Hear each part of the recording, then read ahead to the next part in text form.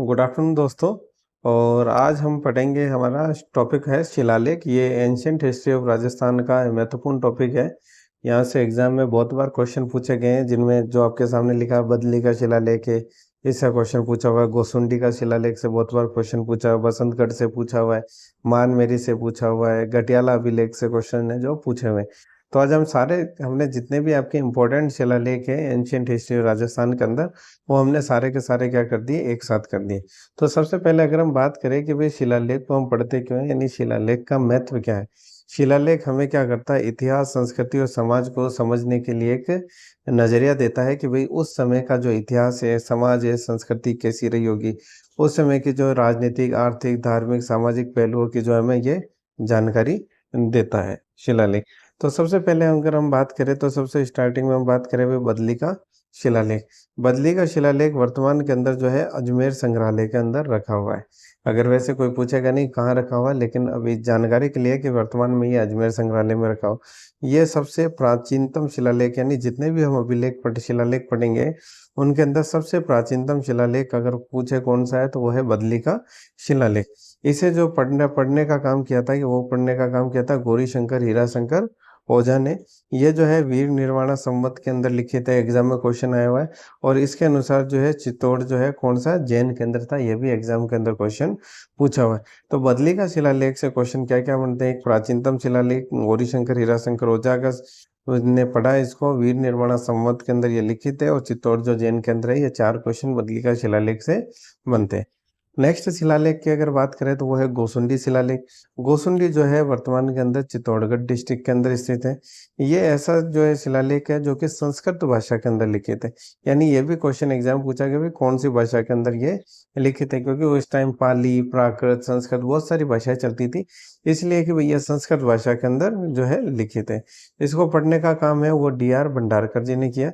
इस गोसुंडी शिलालेख के अंदर जो है कि गजवंश का शासक था सर्वदात, उस राजा ने एक अश्वमेध यज्ञ करवाया था, उसके बारे में जानकारी हमें इस गोसुंडी शिलालेख से मिलती है। और इसी के अंदर से हमें यह जानकारी मिलती है कि भाई जो गजवंश के शासक है, वो सातवां राजवंश से संबंधित है। तो गजवंश को सातवां राजवंश से जोड़ने का कार्य वो जो काम भी है, ये गोसुंडी शिलालेख करता है। और ये क्वेश्चन बहुत बार पूछा हुआ है गोसुंडी शिलालेख से, कि ये सबसे प्राचीन शिलालेख है जिसके अंदर वैष्णव धर्म की जानकारी है। यानी सबसे प्राचीन वैसे बदली शिलालेख, लेकिन ऐसे पूछ लिया जाए क्वेश्चन को घुमा के कि भाई सबसे प्राचीन शिलालेख बताइए जिसके अंदर वैष्णव धर्म की जानकारी है, तो वैष्णव धर्म की जानकारी किसमें, गोसुंडी शिलालेख के अंदर। अब अगर हम बात करें नेक्स्ट बसंतगढ़ अभिलेख के बारे में, तो बसंतगढ़ अभिलेख के अंदर, जो बसंतगढ़ है कहाँ पे, सिरोही के अंदर है वर्तमान के अंदर। इसके अंदर क्या है, 12 श्लोक मिले, और उसका जो लेखक है वो है द्विजन्मा। लेखक का नाम, राइटर का नाम जो बसंतगढ़ का पूछा गया है, इसीलिए लिखा है हमने कि भाई जो इसका लेखक है द्विजन्मा। इसके अंदर राजा रज्जिल और सत्यदेव की भी जानकारी मिलती है। ये जो हमें है बसंतगढ़, ये खीमेल माता मंदिर से जो है प्राप्त हुआ। ये भी एग्जाम के अंदर क्वेश्चन आया हुआ है कि भाई जो बसंतगढ़ अभिलेख है वो हमें कहाँ से प्राप्त हुआ, तो वो है खीमेल माता मंदिर से प्राप्त हुआ। इसके अंदर हमें जो चावड़ा राजा है वर्मलाट, उसकी भी हमें जानकारी मिलती है, ये भी एग्जाम में क्वेश्चन पूछा हुआ है। प्रशासनिक तंत्र की जानकारी मिलती है शिलालेख से कि उस समय प्रशासनिक तंत्र कैसा था। राजस्थान शब्द का जो सर्वप्रथम प्रयोग हुआ वो बसंतगढ़ अभिलेख के अंदर हुआ। तो ये मोस्ट इंपोर्टेंट क्वेश्चन है, बहुत बार पूछा गया है कि भाई सबसे पहले राजस्थान शब्द का उपयोग किस अभिलेख में हुआ। 4 अभिलेख के आपको नाम दे दी जाएंगे, उसमें सबसे सही आंसर होगा आपके बसंतगढ़ अभिलेख, और इसके उत्खनन करता है R.C. अग्रवाल। अब हम नेक्स्ट बात करें भाई मानमेरी का अभिलेख। मानमेरी का है चित्तौड़गढ़ के अंदर है। इसे जो है कर्नल टोड है, उसने क्या कर दिया कि वो उसको पानी के अंदर फेंक दिया था। इस जो मानमेरी का अभिलेख है, उसके अंदर मौर्य शासक के बारे में जो है हमें जानकारी प्राप्त होती है। हम मौर्य जो रूलर है उसके बारे में हम बाद में जब महाजनपद जब पढ़ लेंगे, जनपद के बाद हम इसके अंदर मौर्य भी पढ़ेंगे, पोस्ट मौर्य भी पढ़ेंगे, गुप्त काल भी पढ़ेंगे, पोस्ट गुप्ता पीरियड भी हम पढ़ेंगे। तो इस मानमेरी अभिलेख के अनुसार जो है भीम के पुत्र ने जो है मानसरोवर झील का निर्माण करवाया था। और इसके जो मानमेरी अभिलेख के जो रचयिता है वो कौन है, पुष्य। अब बात करें नेक्स्ट भाई सामोली शिलालेख। सामोली शिलालेख से भी बहुत बार क्वेश्चन पूछा गया, और क्वेश्चन केवल इतना बनता है कि सामोली शिलालेख से हमें जो है मेवाड़ राजवंश से यानी गोहिल जो है उनकी समय का हमें, यानी जो टाइम पीरियड का है, हमें पता लगाने के अंदर ये मदद करता है। तो ये क्या करता है, हमें गुहिल शासक जो है शिलादित्य के बारे में जानकारी देता है। इसके शिलादित्य के जन्म के अनुसार हम बाकी राजाओं का जो है कि भाई कितनी पीढ़ी तक शासन रहा होगा, उसके अनुसार हम जो है इसका जो कितनी अवधि से जो मेवाड़ के अंदर जो गुहिल साम्राज्य चल रहा है उसका हमें अंदाजा लगाते हैं। इसलिए सामोली अभिलेख का जो है मतलब एग्जाम में क्वेश्चन पूछ लिया जाता है। सामोली अभिलेख के अंदर एक अरण्यवासिनी मंदिर, जिसको कि अभी जो वर्तमान के अंदर जावर मंदिर भी कहते हैं, उसका भी क्या है, उल्लेख मिलता है। अब नेक्स्ट इंपॉर्टेंट अगर बात करें तो वो है गटियाला का शिलालेख। गटियाला एग्जाम में क्वेश्चन पूछ लिया हुआ है कि भाई गटियाला है का अभिलेख, तो वो है जोधपुर के अंदर। और गटियाला अभिलेख के अंदर राजा जो है कक्कू को न्यायप्रिय राजा बताया गया है। और राजा कक्कू के प्रतिहार जो शासक था उसी ने गटियाला का जो शिलालेख है वो स्थापित किया था। इसके अंदर क्या है, जो गटियाला शिलालेख के अंदर एक शिलालेख है जो गटियाला जो वो प्राचीन जैन मंदिर से हमें जो प्राकृत भाषा है उसके अंदर मिलता है। ये इंपॉर्टेंट है यहाँ से कि टोटल 5 मिलते हैं। एक जो हमें जैन मंदिर के अंदर मिलता है प्राकृत भाषा के अंदर, और बाकी हमें 4 मिलते हैं वो शिलालेख वो मिलते हैं संस्कृत भाषा के अंदर। और वो मंदिर के पास खाकू देवल नामक स्थान के ऊपर हमें जो 4 मिलते हैं। तो एग्जाम में ये क्वेश्चन बहुत बार पूछा है, भाई एक है 4 है, तो 4 तो है संस्कृत भाषा के अंदर और एक है हमारे प्राकृत भाषा के अंदर। दूसरा, ये ऐसा शिलालेख है जो गद्य पद्य स्टाइल के अंदर लिखा हुआ है। दूसरा, इसके अंदर जो मग जाति है उसके ब्राह्मणों का जो है उल्लेख मिलता है। और राजस्थान में पहली बार सती प्रथा की कहीं जानकारी मिलती है, तो वो भी गटियाला का शिलालेख है। तो गटियाला के शिलालेख से हम क्या क्या जानकारी ले सकते हैं कि भाई सती प्रथा की जानकारी मिलती है, मग जाति के ब्राह्मण के बारे में जानकारी मिलती है, संस्कृत के 4 शिलालेख है, प्राकृत का एक शिलालेख है, जो राजा कक्कू प्रतिहार था वो न्यायप्रिय शासक था, और इसकी स्थापना जो है राजा कक्कू प्रतिहार ने की थी। अब अगर हम नेक्स्ट बात करें तो नेक्स्ट है मंडोर का शिलालेख। मंडोर भी आप जानते हो कहाँ पर है, जोधपुर के अंदर। मंडोर जो है ये गुर्जर नरेश है बाउक बाउक की प्रशस्ति जो है ये मंडोर का शिलालेख है। एक तरह से बाउक की प्रशंसा के अंदर ये जो शिलालेख है वो लिखा गया है।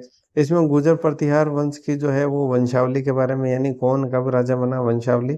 और दूसरा, इसके अंदर इंपॉर्टेंट क्वेश्चन ये बनता है कि भाई कौन से शिलालेख में विष्णु और शिव की पूजा की बात कही गई है, तो वो है मंडोर का शिलालेख, जिसके अंदर विष्णु और शिव की पूजा का जो है हमें उल्लेख मिलता है। इसके अंदर जनक के पुत्र है माधव ब्राह्मण की जानकारी मिलती है, जो कि एग्जाम में क्वेश्चन नहीं पूछा हुआ है।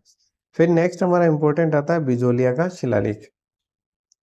बिजोलिया के शिलालेख की बात करें तो बिजोलिया का शिलालेख जो है इसको बनाया था जैन श्रावक था एक लोलक, उसने बनाया था। और मंदिर निर्माण की जो है स्मृति के अंदर ये जो है बिजोलिया का शिलालेख का निर्माण किया गया। इसके अंदर जो सांबर व अजमेर के जो चौहान है उनको वत्स गोत्रीय ब्राह्मण बताया गया, क्योंकि हम जब आगे मेडाइवल इंडिया पढ़ेंगे तब हम देखेंगे कि भाई चौहानों को कोई क्षत्रिय बताता है, कोई ब्राह्मण बताता है, कोई कुछ और बताता है। तो जो बिजोलिया का शिलालेख है उसके अंदर सांबर व अजमेर के चौहानों को जो वत्स गोत्रीय ब्राह्मण बताया गया। इसका रचयिता है गुणभद्र, ये भी एग्जाम के अंदर क्वेश्चन पूछा गया है, बिजोलिया का जो शिलालेख है उसके रचयिता कौन है। अब इसके इस जो शिलालेख के अनुसार जो सांबर झील है उसका निर्माण जो है वासुदेव चौहान ने करवाया था।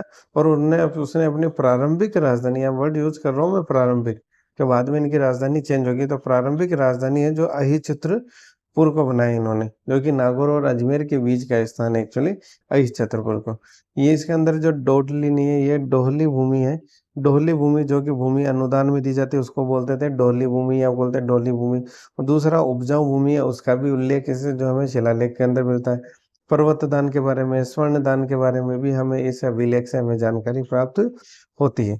उस समय जो प्रशासनिक तंत्र का सिस्टम था वो इस तरह से था, सबसे छोटा था ग्राम, ग्राम से बड़ा पल्ली, पल्ली से बड़ा था पुर। तो ये हो गया बिजोलिया। अब अगर बात करें नेक्स्ट था हमारा चिरवा का अभिलेख। चिरवा कहाँ पर है, उदयपुर। जब आप ब्यावर से या अजमेर से जब आप उदयपुर जाओगे तो बीच में चिरवा टनल आती है, लगभग 1-1.5 किलोमीटर लंबी टनल भी आती है चिरवा के नाम से, चिरवा टनल। तो इस चिरवा के टनल के अंदर जो है कौन सी भाषा के अंदर श्लोक लिखे हैं, संस्कृत भाषा में श्लोक लिखे हैं। और जो गुहिल शासक है यानी मेवाड़ के जो शासक है उनकी प्रारंभिक जानकारी अगर मिलती है किससे, तो चिरवा के अभिलेख से प्राप्त होती है। कीर्ति स्तंभ प्रशस्ति जो किसके, विजय स्तंभ जो बनाया गया उसकी उसके जो वहां पर जो लगी हुई प्रशस्ति उसको बोलते हैं कीर्ति स्तंभ प्रशस्ति। प्रशस्ति का मतलब होता है राजा महाराजाओं की प्रशंसा के अंदर लिखे हुए। ऑब्वियस ही बात है, इसमें प्रशंसा होगी तो प्रशंसा, कीर्ति स्तंभ बनवाया किसने, बनवाया था कुंभा ने। तो इसमें कुंभा के, वे कुंभा ने बनवाया क्यों, कुंभा ने जो है मालवा तथा गुजरात की जो सेना है संयुक्त सेनाओं को एक साथ हरा दिया था। और वो मालवा विजय के जो है उपलक्ष्य के अंदर उन्होंने क्या करवाया, कीर्ति स्तंभ यानी विजय स्तंभ का निर्माण करवाया।